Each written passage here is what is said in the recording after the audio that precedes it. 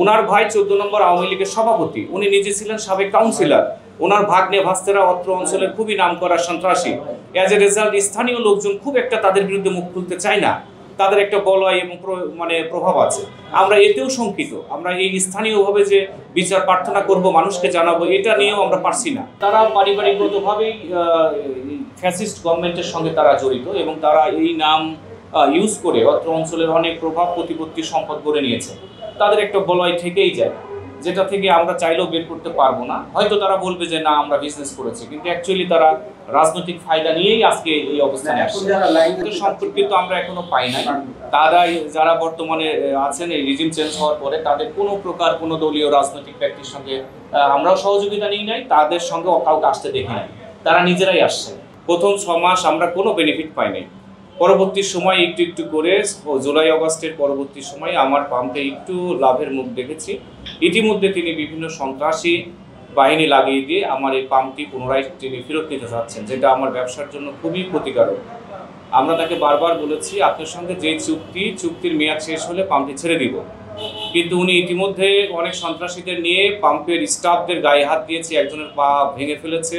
কিছুদিন আগে উনি পাম্পের ভিতরে এসে সমস্ত তেলের ট্যাঙ্কিগুলি লক করে দিয়ে যায়, তালা মেরে দিয়ে যায়, ম্যানেজারকে রুম থেকে বের করে দিয়ে যায়, বিক্রিত টাকাগুলো, তেল বিক্রির টাকাগুলো, সমস্ত টাকাগুলো লুটপাট করে নিয়ে যায়।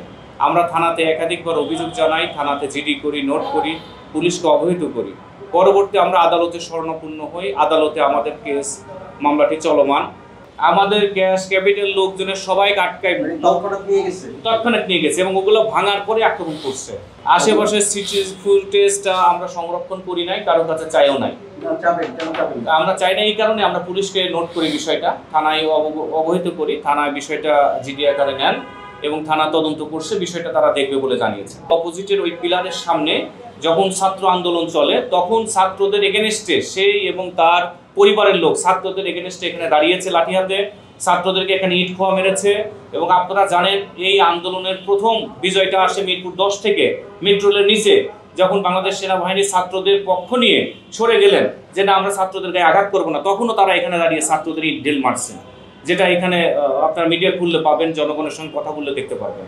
আহত করেছেন, একজন পায়ে চিকিৎসা নিচ্ছে, এখনো পাটা ভালো হয়নি। আর ম্যানেজারকে মেরে রুম থেকে তার কানে থাপ্পড় দিয়েছে 2টা, সে কানে কম শুনে, এবং তার ক্যাশে যা টাকা ছিল এগুলোও নিয়ে গিয়েছে। তো এইটা আসলে খুবই হৃদয় বিদারক কাহিনী, কারণ সেও ভয় করে আর থাকতে চায় না এখানে, যে ইনসিকিউর ফিল করছে, আমার লাইফের নিরাপত্তা নাই, আমি একটা ছোট চাকরি করতে এসেছি। পরবর্তীতে তাকে আমরা চিকিৎসা করিয়েছি, কানের ডাক্তার দেখিয়েছি, আপাতত এখন একটু ভালো, মানে ফুল কিউর হয়েছে বলা যাবে না। এরকম হামলা হয়েছে, মানে ডিরেক্টলি হামলা করেছে 2 থেকে 3 বার। মধুদের লোকসহ আসছিল, আসা 20-30 জন। ওরা বলতে আছে যে পাম্প বন্ধ করে দিতে তোমাকে মালিকরে ডাকো। আমরা বলছি কী কারণে, বলতে আছে পাম্প নিয়ে যাবো। ঠিক আছে, তোমরা জোর করে পাম্প চালাও। ওরা আইসা আমাদের পোলাপাইনের গায়ে হাত দিয়েছে, পোলাপাইনটা মারছে, তারপরে পোলাপাইনের মোবাইল নিয়ে গেছে। পরে হাসান সাহেবকে বললাম যে আমাদের কি অপরাধ, আমাদের গায়ে কেন হাত দেয়, আমরা একজন কর্মচারী এখানে, কয় তোমাদের মালিকরে ডাকো। আমরা বলছি মালিকরে ফোন দিব, মালিক আসবো, তারপরে যে আপনি ইয়ে করেন। আইসা পোলাপাইনটা ধাক্কায় বার করে দেয়, পাম্পের থেকে পাম্পে সিগুল লাগাই দেয়, এরপরে টাঙ্কিতে তালা মারি দিছে। ওই যে অফিসে আইসা মনে করেন যে রাডার মাডার সব নিয়ে গেছে, ক্যামেরার ইয়ে দিয়ে সব শ্রেণী, টাকা পয়সা ম্যানেজারে বলে যে তেল মাপ দাও, টাকা পয়সা নিয়ে সব বার করে দিছে, গায়ে হাত দিছে।